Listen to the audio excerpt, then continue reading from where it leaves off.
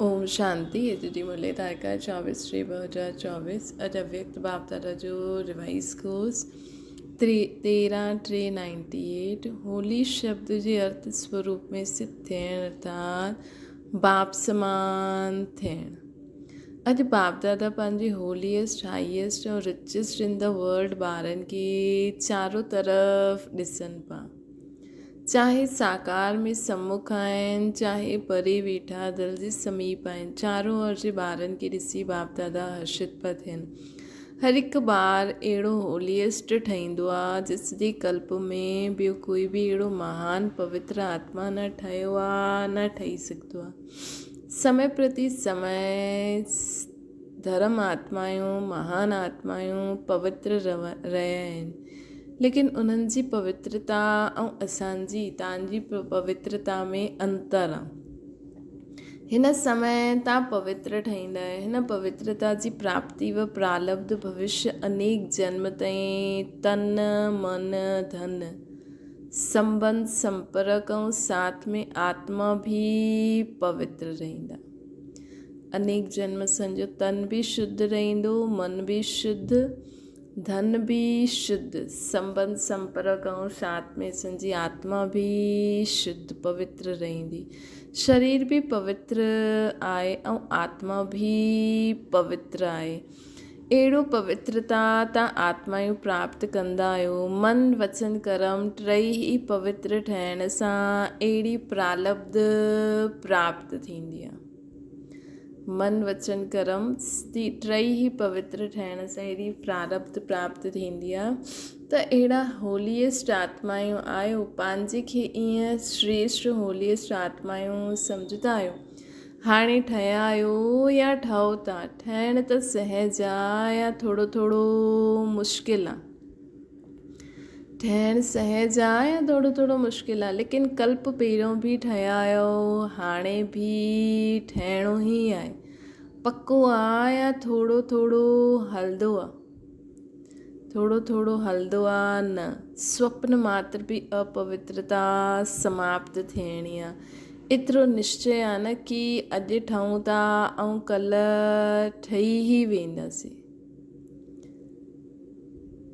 बाबा चवनि था पूरो पवित्रता पक्की आहे या थोरो थोरो हलंदो रहंदो आहे? न, थोरो बि छीटा बि न लॻणा खपनि। बाबा चवनि था स्वप्न मात्र बि अपवित्रता समाप्त थियणी खपे। एतिरो निश्चय आहे न अॼु ठहूं था ऐं कल्ह ठही ई वेंदासीं।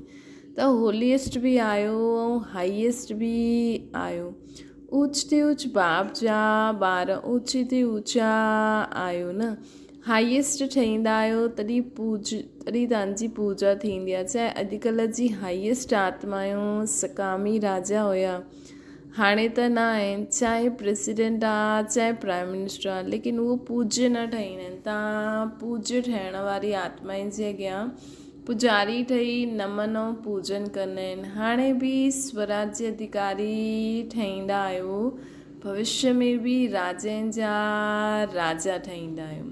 हाणे बि असां स्वराज्य अधिकारी ठहींदा आहियूं, भविष्य में भी राजनि जा राजा ठहींदासीं। त अहिड़ो हाईएस्ट पद प्राप्त कंदा आहियो, साथ में रिचेस्ट इन द वर्ल्ड आहियो न।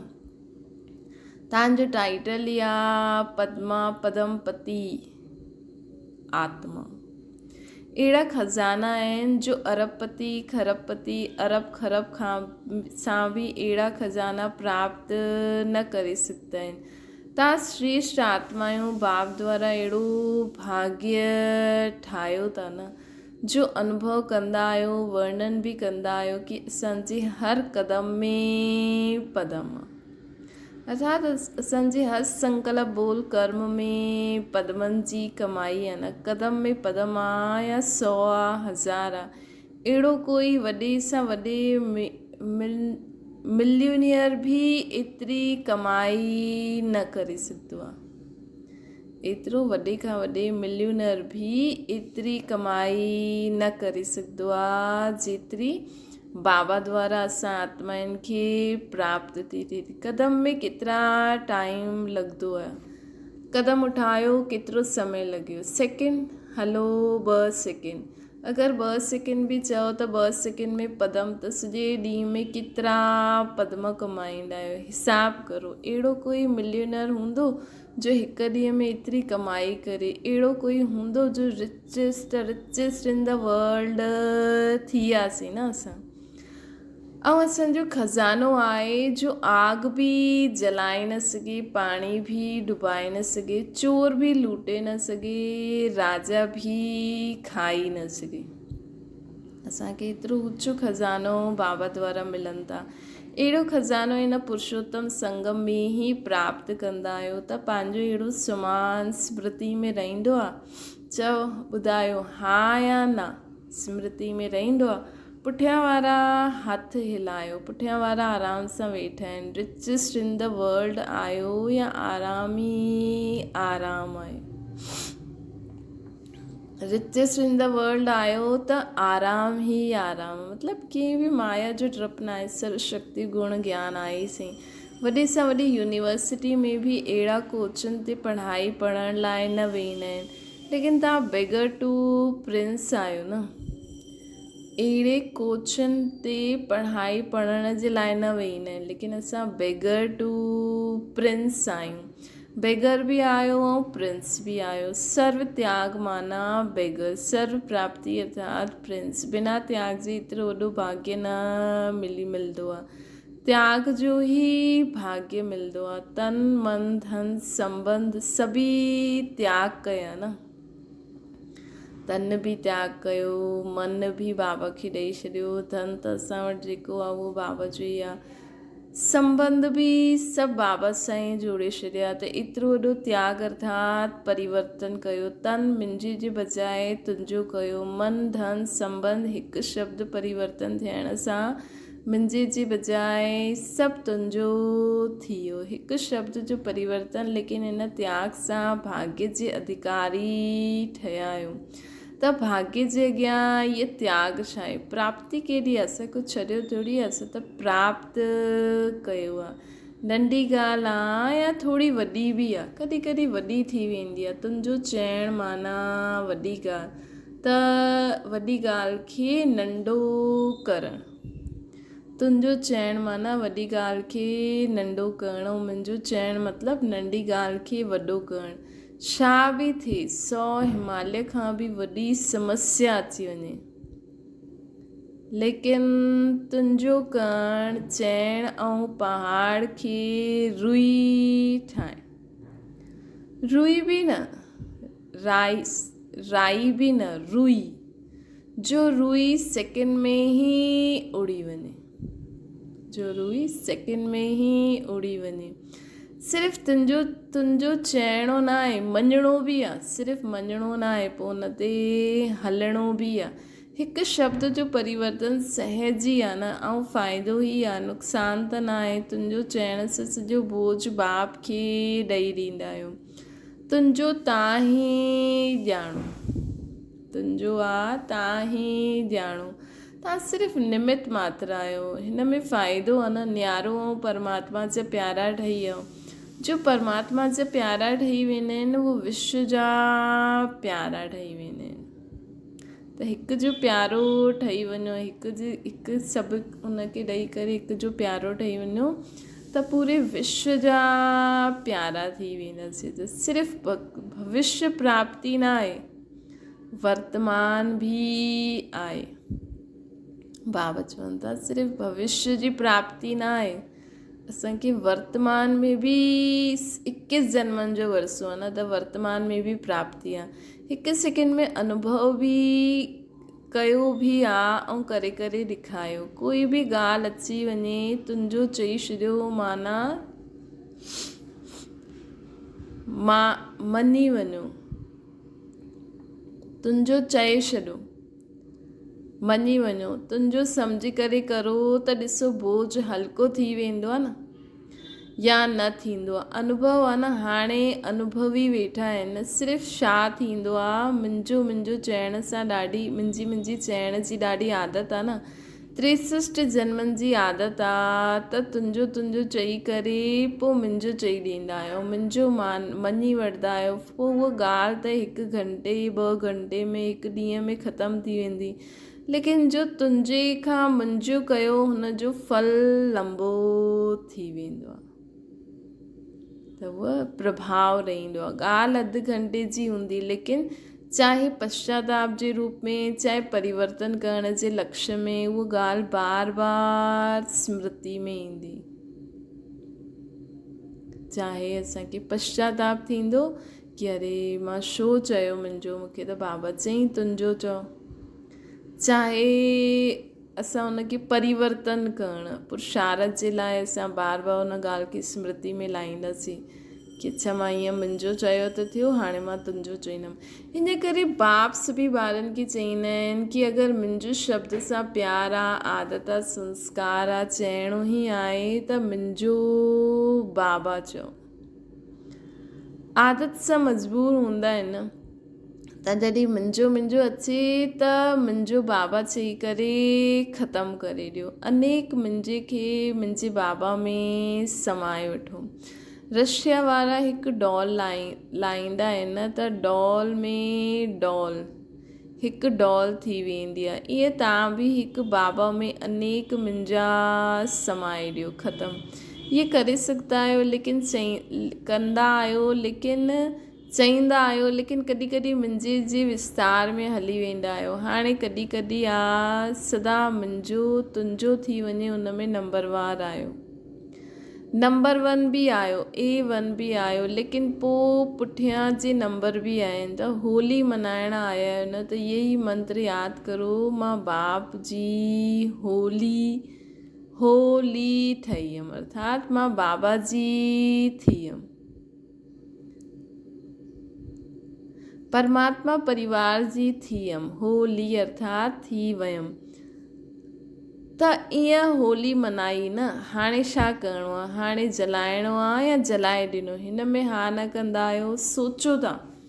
भक्ति मार्ग में बि जो उत्सव मल्हाईंदा आहिनि यादगार, लेकिन कुझु अर्थ सां ठाहियो अथनि। पहिरियों जलाइण पोइ मल्हाइण, पहिरियों मल्हाइण पोइ जलाइण न, पहिरियों भस्म करो अशुद्धि खे, कमज़ोरी खे, बुराई खे जलायो, पोइ मल्हायो। त पंहिंजे खे ॾाढो पहिरियों जलाए छॾियो, या हाणे थोरो सो दुपट्टे जो कोनो रहिजी वियो आहे। पांडवनि जो भूष्ट या जो चोलो पाईंदा आहिनि, हुनजो कोनो रहिजी वियो आहे छा, बाबा पुछनि था। साड़ी जो कोनो त न रहिजी वियो आहे। वास्तव में ॾिसो, आत्मिक मञण ऐं हुन मञण सां शक्ति अतीन्द्रिय सुख जो अनुभव करणु, उहो तॾहिं करे सघंदा आहियूं जॾहिं असां पहिरियों जलाईंदासीं। बाबा चवनि था कि वास्तव में शक्ति ऐं अतीन्द्रिय सुख जो अनुभव कॾहिं करे सघंदासीं जॾहिं असां पहिरियों जलाईंदासीं। मनोरंजन जे रूप सां मल्हाइण उहा अलॻि ॻाल्हि आहे, उहो त संगम युग आहे, मौजनि जो युग। हिन करे मनोरंजन जी रीति सां बि मल्हाईंदा आहियो, मल्हायो, ख़ूब मल्हायो, लेकिन परमात्मा रंग में रंगी वञो, अर्थात बाप समान थी वञो। इहा आहे रंग में रंगण। जीअं बाप अशरीरी अव्यक्त आहे, उहा अशरीरीपन जो अनुभव करणु ऐं अव्यक्त फ़रिश्तेपन जो अनुभव करणु, इहो आहे रंग में रंगणु। त बाप समान अशरीरी ऐं अव्यक्त फ़रिश्ते स्वरूप, अशरीरी ऐं अव्यक्त फ़रिश्तो स्वरूप। बाबा चवनि था इहो अगरि स्थिति अचे थी त मनो रंग में रंगजी वियासीं। कर्म करो, लेकिन अव्यक्त फ़रिश्तो ठही करे कर्म करो। कर्म करो, लेकिन अव्यक्त फ़रिश्तो ठही करे कर्म करो, ऐं पोइ निराकार रूप में स्थित थी वञो। अशरीरीपन जी स्थिति जो जॾहिं चाहे उहो अनुभव करो। मुंहिंजो मन ऐं बुद्धि अहिड़े मन ऐं बुद्धि असांजे कंट्रोल में हुजनि कि ऑर्डर कयो अशरीरी थी वियासीं, ऑर्डर कयो ऐं थियो, फ़रिश्तो ठही वियासीं। जीअं मन खे जाते जंहिं स्थिति में करणु चाहियो हुते सेकेंड में स्थित थी वञो। ईअं न ज़्यादा टाइम न लॻियो, 5 सेकेंड लॻिया, 2 सेकेंड लॻिया, ऑर्डर में त न थियो, कंट्रोल में त न रहियो न। बाबा चवनि था ईअं न 5 सेकेंड लॻिया, 1 सेकेंड लॻिया न, असांखे 1 सेकेंड हाणे मां आत्मा आहियां, हिन मुख सां ॻाल्हायां थी, मुख रूपी कर्मेंद्री खे यूज़ थी करां, वैसे मां शरीर खां अलॻि आहियां। हाणे मां हिन हथनि खे यूज़ थी करां, हाणे मां हिन अखियुनि खे यूज़ थी करां, हाणे न खपे त डिटैच हिकदमि। त अहिड़ी कंट्रोलिंग पावर हुजणी खपे। या सोचदे सोचदे अशरीरी थी वञा, उन में टाइम हली वेंदो आहे, या सोचदे में ई टाइम हली वेंदो आहे। कई ॿार चईंदा आहिनि भिन्न भिन्न पोज़ बदिलंदा रहंदा आहिनि, बाप ॾिसंदा रहंदा आहिनि, सोचंदा आहिनि अशरीरी ठही वञूं, पोइ सोचंदा आहिनि अशरीरी माना आत्मा रूप में स्थित थियणु।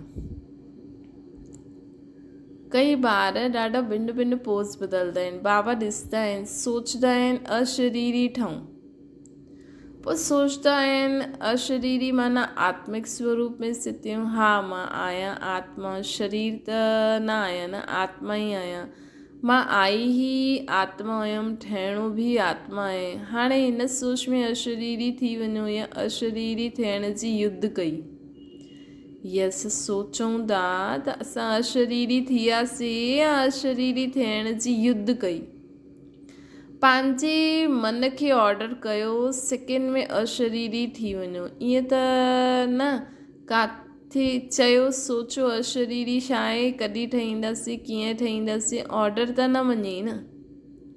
मतिलबु हुन समय असां वीचार करण न लॻी वञूं कि हा मूंखे अशरीरी थियणो आहे, हा मां आत्मा आहियां, हीअं आहियां, हीअं आहे न, अशरीरी मतिलबु अशरीरी थी वञो। त ऑर्डर त कंट्रोलिंग पावर त न आई न। हाणे समय प्रमाण हिन प्रैक्टिस जी आवश्यकता आहे। अगरि कंट्रोलिंग पावर न आहे त कई परिस्थितियूं हलचल में लाए सघंदियूं आहिनि।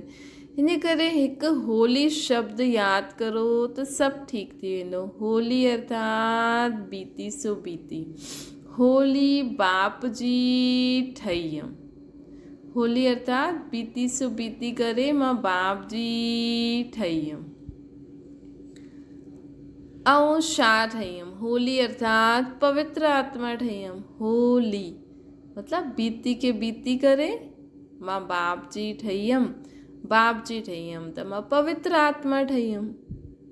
हिकु शब्द होली यादि करो त होली शब्द जा 3 अर्थ यूज़ करो, वर्णन न करो। होली माना बीती सो बीती, हा बीती सो बीती, ईअं न सोचता रहो, वर्णन कंदा रहो न, अर्थ स्वरूप में स्थित थी वञो।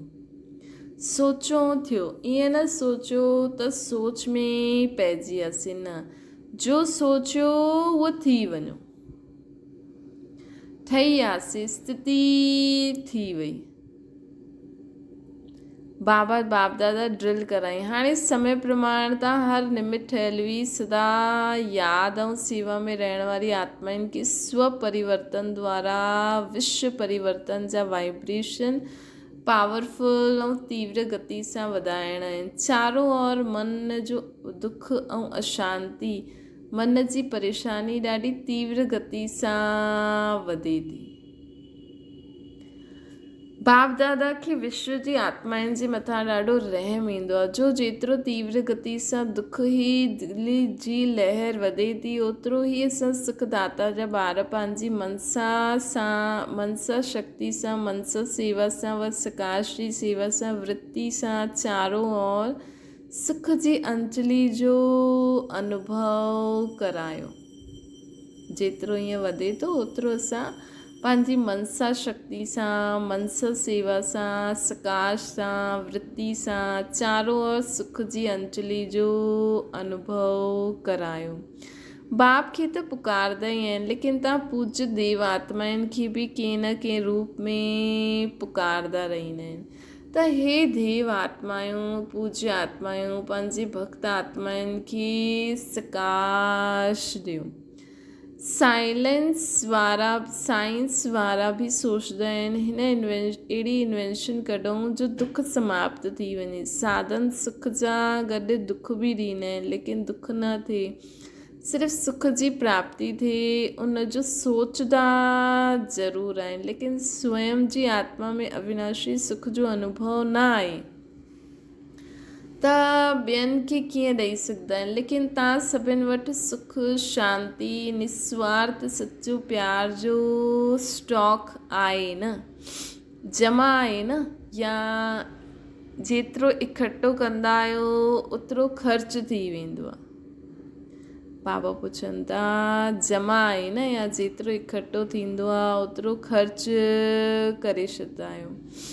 इहे बि चेक करो, जमा त थींदो आहे, लेकिन जमा सां गॾु गॾु ख़र्च त न कंदा आहियो। बाबा चवंदा आहिनि जमा आहे या जेतिरो इकठो कंदा आहियो ओतिरो ख़र्च थी वेंदो आहे। इहे बि चेक करो, जमा त थींदो आहे, लेकिन जमा सां गॾु गॾु ख़र्च त न करे छॾंदा आहियो। ज्ञान जे खज़ाने खे ख़र्च करण सां वधंदा आहिनि, घटि न थींदा आहिनि। ज्ञान जे खज़ानो वधंदो आहे अगरि बार बार पंहिंजे स्वभाव संस्कार व माया जी तरफ़ सां आई हुई समस्याउनि में पंहिंजी शक्तियुनि खे यूज़ कंदा आहियो त जमा जो खातो घटि थी वेंदो आहे। बाबा चवंदा आहिनि ज्ञान जे खज़ाने त ख़र्च करण सां वधंदा आहिनि, घटि न थींदा आहिनि। अगरि बार बार पंहिंजे स्वभाव संस्कार व माया जी तरफ़ां आई हुई समस्याउनि में पंहिंजी शक्तियूं यूज़ कंदा आहियो त जमा जो खातो घटि थी वेंदो आहे। त चेक करो, जमा कयो लेकिन ख़र्च बि कयो, बाक़ी अकाउंट केतिरो रहियो। बाबा चवनि था त चेक करो, कमायो खायो ईअं त न कंदा आहियो न। 2 ॾींहं कमायो, 1 ॾींहुं एतिरो गवायो जो जमा कयो हुयो सभु ख़र्च थी वियो। मतिलबु 2 ॾींहं असां कमायो, बाबा खां शक्ति वरिती, पोइ 1 ॾींहुं माया अची वई त उन में शक्तियूं गवाए छॾियूं। त बाबा चवंदा आहिनि ईअं अकाउंट त न आहे न, ईअं ई कमायो खायो उहो पंहिंजे प्रति लॻाए करे ख़तमु कयो त 21 जन्मनि जे लाइ जमा त कयो ई न। त बाबा चवनि था जमा करो, जमा जी त ख़ुशी थींदी आहे न। ख़र्च जो हिसाब न कढो त समय ते धोखो मिली वेंदो आहे। अगरि जमा कंदासीं त ख़ुशी थींदी आहे, मतिलबु असां पंहिंजी शक्तियुनि खे जमा कंदा वञूं, सहन शक्ति, समाइण जी शक्ति। ऐं पोइ सम्झो माया अची बि वई त हाणे हिकु थींदो न, असां हिकु माण्हू वटि बैंक बैलेंस त हूंदो आहे, लेकिन उन्हनि जो खाइण पीअण बि फ्री हूंदो आहे, त उन्हनि जो ख़र्चो न हूंदो आहे, बैंक बैलेंस रहंदो ई आहे। त हीअं बि असां एतिरा शक्तिशाली थी वञूं की माया अचे ई न, माया अचे ई न। त ऐं असां ॿियनि जी मदद कंदा रहंदासीं त दुआयूं मिलंदी रहंदियूं। दुआयुनि सां त असां निर्विघ्न ईअं ई थी वेंदासीं, असांखे पंहिंजी शक्तियुनि खे माया खे भॼाइण में कम ई न लाइणो पवंदो, जमा रहंदियूं न। जमा जो खातो बि ॾिठो, लेकिन बाबा चई पंहिंजी साथ साथ पंहिंजी प्रति ख़र्च केतिरो कयो उहो बि ॾिठई। त अगरि असां खाईंदा ई वेंदासीं, जमा न कंदासीं त समय ते धोखो मिली वेंदो। ॿिए खे कोई गुण ॾिनो, बाबा चवंदा आहिनि ॿिए खे कोई गुण ॾिनो, शक्ति ॾिनी, ज्ञान जो खज़ानो ॾिनो, उहो ख़र्च न थींदो आहे, उहो जमा थींदो आहे। लेकिन पंहिंजे प्रति समय ख़र्च कयो, पंहिंजे प्रति समय ख़र्च कयो त खातो ख़ाली थी वेंदो आहे। इन करे सुठा विशाल बुद्धि सां चेकिंग करो। जमा जो खातो ॾाढो लंबो चौड़ो खपे। सहज अगरि हिकु क़दम में पदम जमा करे सघंदा आहियो त जमा जो अकाउंट ॾाढो ज़्यादा थी सघंदो आहे। त चेक करो, हर कर्म व क़दम ब्रह्मा बाप समान आहे।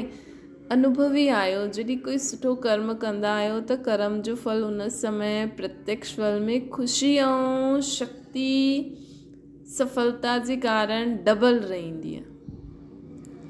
छो जो यादि रहंदो आहे बाप सां गॾु कर्म कयो ऐं अलॻि। ऐं अगरि हाणे कोई विक्रम थींदो आहे त हुनजो पश्चाताप ॾाढो लंबो थींदो आहे। वैसे हाणे विक्रम त न थियणो खपे, उहो त टाइम बीती वियो। पाप कर्म त न करिणो खपे, उहो त टाइम बीती वियो। लेकिन हाणे कोई व्यर्थ संकल्प, व्यर्थ कर्म, व्यर्थ बोल, व्यर्थ संबंध संपर्क बि न हुजे। छो जी व्यर्थ संबंध संपर्क बि दोखो ॾींदो आहे। त हाणे व्यर्थ बि न हुजे, छो जी इहो बि कॾहिं कॾहिं असांखे दोखो ॾेई सघंदो आहे। जहिड़ो संग ओड़ो रंग लॻी वेंदो आहे। कई ॿार ॾाढा चतुर हूंदा आहिनि, चवंदा आहिनि असां त संग न कंदा आहियूं, लेकिन मुंहिंजे के छॾंदा ई न आहिनि, मां न कंदी आहियां, उहो न छॾंदा आहिनि। त छा किनारो करणु न ईंदो आहे? अगरि कोई बुरी चीज ॾे त तव्हां वठंदा आहियो छा? वठण वारा न वठंदा त ॾियण वारा छा ॾींदा? हिन करे व्यर्थ संबंध संपर्क बि अकाउंट ख़ाली करे ॾींदो आहे। ऐं हुन समय अंदरि दिलि में ईंदो आहे, दिलि खाईंदो आहे, इहो न करिणो खपे, करिणो न खपे, पोइ बि करे वठंदा आहियूं। ॿुधणो न खपे, लेकिन ॿुधाए ॾिनई त छा करूं। लेकिन अगरि पुरुषार्थी आहियो त व्यर्थ कर्म बि न हुजे। अलबेला आहियो त ॻाल्हि ई छॾो। अगरि पुरुषार्थी आहियो त व्यर्थ कर्म बि न हुजणो खपे। अलबेला आहियो त ॻाल्हि ई छॾो, पोइ त आराम सां सुम्ही पओ, त्रेता में अचिजो। लेकिन अगरि पुरुषार्थी आहियो त हुन समय दिलि में ईंदो आहे, दिलि खाईंदो आहे कि इहे न करिणो खपे, पोइ बि कंदा आहियो त बाप दादा चवंदा आहिनि कि अहिड़े ॿारनि जी कमाल आहे, न चाहींदे हुए बि करे ॾींदा आहिनि, दिलि खाईंदो रहंदो आहे न। ऐं ॿुधंदा बि रहंदा आहिनि, चईंदा बि रहंदा आहिनि त ॾाढा पावरफुल आत्मायूं आहियो। हिन करे व्यर्थ जे मथां बि चेकिंग अटेंशन सां करो। अच्छा, चारों ओर जी होलीएस्ट आत्मायूं, सदा हाईएस्ट स्थिति में स्थित रहण वारियूं हाईएस्ट आत्मायूं, सदा सर्व खज़ाननि सां संपन्न रिचेस्ट आत्मायूं, सदा हर क़दम में पदम जमा करण वारियूं, बाप समान ठहण वारियूं श्रेष्ठ आत्मायूं, सदा हर कदम में पदम जमा करण वारियूं, बाप समान ठहण वारियूं श्रेष्ठ आत्मायूं, सदा रहम दिल, क्षमा जो सागर ॿार, मास्टर क्षमा करण वारा आत्मायूं, विश्व जी दुखी आत्माउनि खे सकाश द्वारा सुख शांति जी अंजलि ॾियण वारियूं, बाबा चवनि था बाप समान श्रेष्ठ आत्माउनि खे सदा रहम दिल, क्षमा जी सागर ॿार मास्टर समाजी सागर ॿार, मास्टर क्षमा करण वारी आत्मायूं, विश्व जे दुखी आत्माउनि खे सकाश सुख शांति जी अंजलि ॾियण वारियूं, अंजलि हर समय पंहिंजी जमा जे खाते सां भरपूर रहण वारियूं, हर समय पंहिंजी जमा जे खाते सां भरपूर रहण वारी अहिड़ी तीव्र पुरुषार्थी आत्माउनि खे बाप दादा जो यादि प्यार ऐं नमस्ते। असांजी बि बाप दादा खे यादि प्यार, गुड मॉर्निंग ऐं नमस्ते। वरदाना, होली शब्द जे अर्थ खे जीवन में लाए करे पुरुषार्थ जी स्पीड खे तेज करण वारा तीव्र पुरुषार्थी रहूं। होली अर्थात जो ॻाल्हि थी वई बीती वई, उनखे बिल्कुलु ख़तमु करे ॾियणु। बीती खे बीती करे अॻियां वधणु इहे ई होली मल्हाइण आहे। बीती हुई ॻाल्हियूं ईअं महसूसु थियनि जीअं पुराणे कोई जन्म जी ॻाल्हि आहे। जॾहिं अहिड़ी स्थिति थी वञे तॾहिं पुरुषारथ जी स्पीड तेज़ थी वञे त पंहिंजी या ॿियनि जी बीती हुई ॻाल्हियुनि खे कॾहिं चिंतन में न लाहिणो आहे, चित में न रखिणो आहे ऐं वर्णन त कॾहिं बि न करिणो आहे। त पंहिंजी व ॿियनि जी बीती हुई ॻाल्हियुनि खे कॾहिं चिंतन न करिणो आहे की हिन हीअं कयईं हीअं कयईं, चित ते न रखिणो आहे की अहिड़ी आहे हुनजे लाइ उहो टाइटल वर्णन त कॾहिं बि न करिणो आहे। तॾहिं तीव्र पुरुषार्थी थी सघंदासीं। स्लोगन आहे, मुंहिंजेपन जे अनेक रिश्तनि खे समाप्त करण ई फ़रिश्तो ठहिणो आहे। मुंहिंजेपन जे अनेक रिश्तनि खे समाप्त करण ई फ़रिश्तो ठहिणो आहे। अच्छा, ओम शांति। बाबा खे यादि करो,